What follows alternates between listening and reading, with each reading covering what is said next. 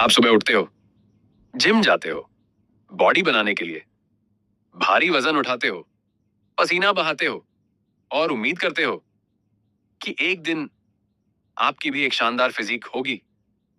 लेकिन क्या सिर्फ वर्कआउट करने से बॉडी बन जाती है? नहीं, क्योंकि मांसपेशियां जिम में नहीं, रसोई में बनती हैं।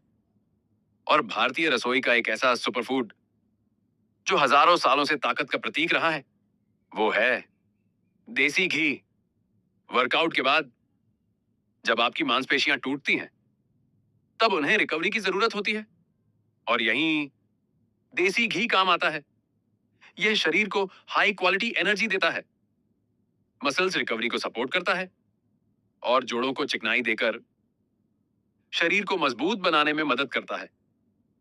लेकिन घी की कहानी सिर्फ जिम तक सीमित नहीं है। इसकी कहानी हजारों साल पुरानी है। आज से लगभग 4000 से 8000 साल पहले सिंधु घाटी सभ्यता के लोग दूध और मक्खन का उपयोग करते थे। लेकिन भारत की गर्म जलवायु में मक्खन जल्दी खराब हो जाता था। तब लोगों ने मक्खन को उबालना शुरू किया। पानी अलग हुआ, दूध के ठोस कण अलग हुए और बचा शुद्ध सुनहरा घी। धीरे धीरे घी सिर्फ भोजन नहीं रहा, यह संस्कृति बन गया, परंपरा बन गया और आस्था बन गया। ऋग्वेद में घी का उल्लेख मिलता है। यज्ञ और हवन में घी की आहुति सबसे पवित्र मानी गई और आज भी भारत के लाखों मंदिरों और घरों में यह परंपरा जारी है। आयुर्वेद में घी को औषधि का दर्जा दिया गया। चरक संहिता और सुश्रुत संहिता में इसके गुणों का विस्तार से वर्णन मिलता है। याददाश्त, पाचन शक्ति, त्वचा और संपूर्ण स्वास्थ्य, हर जगह घी का महत्व बताया गया है। पुराने अखाड़ों में जब पहलवान सूर्योदय से पहले उठते थे, तब उनकी ताकत का एक बड़ा राज था देसी घी। वर्कआउट से पहले गुड़ और घी तुरंत ऊर्जा देता था। वर्कआउट के बाद दूध और घी मांसपेशियों की रिकवरी में मदद करता था। रोटी पर घी, दाल में घी और बादाम का घी वाला हलवा ताकत बढ़ाने का पारंपरिक फार्मूला था। लेकिन फिर 1930 के दशक में भारत में एक नया उत्पाद आया, वनस्पति घी, जिसे दुनिया ने दलदा के नाम से जाना।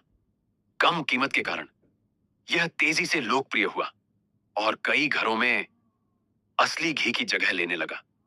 लेकिन समय के साथ लोग फिर से प्राकृतिक भोजन की ओर लौटे और देसी घी की लोकप्रियता एक बार फिर बढ़ने लगी। आज दुनिया भर में फिटनेस एक्सपर्ट्स, न्यूट्रिशनिस्ट्स और एथलीट्स घी को हेल्थी फैट के रूप में देखते हैं। लेकिन आखिर यह घी बनता कैसे है? यात्रा शुरू होती है। भारत के डेयरी फार्मों से ताजा दूध विशाल टैंकरों में भरकर फैक्ट्रियों तक पहुंचाया जाता है।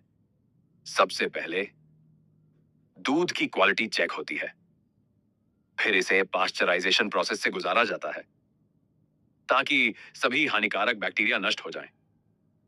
इसके बाद दूध पहुंचता है। सेंट्रीफ्यूगल सेपरेटोर में लगभग 10,000 आरपीएम की रफ्तार से घूमती मशीन दूध से मलाई अलग कर देती है। अब यह मलाई बटर चर्न मशीन्स में जाती है, जहां लगातार मथने पर मक्खन और मट्ठा अलग हो जाते हैं। फिर मक्खन को विशाल बॉयलर में डाला जाता है और उच्च तापमान पर गर्म किया जाता है।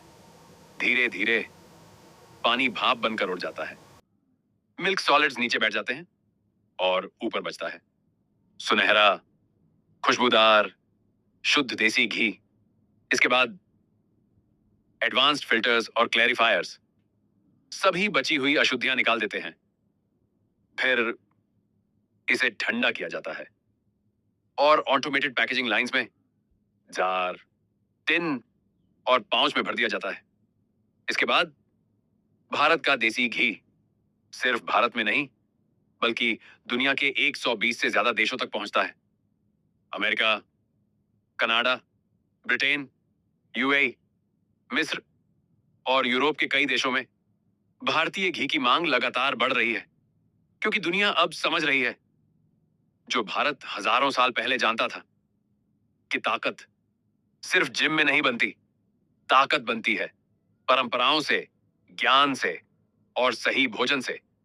जब भी आप गर्मा गर्म रोटी पर एक चम्मच घी लगाते हो, तो याद रखना, यह सिर्फ एक भोजन नहीं है, यह हजारों साल का इतिहास है, पहलवानों की ताकत है, आयुर्वेद का ज्ञान है, किसानों की मेहनत है और भारत की पहचान है।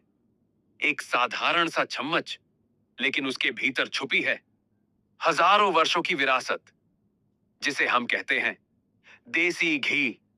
अगर आपको यह कहानी पसंद आई तो वीडियो को लाइक करें, कमेंट में बताएं आप घी का इस्तेमाल कैसे करते हैं, और ऐसी ही शानदार भारतीय कहानियों के लिए चैनल को सब्सक्राइब करना मत भूलिए।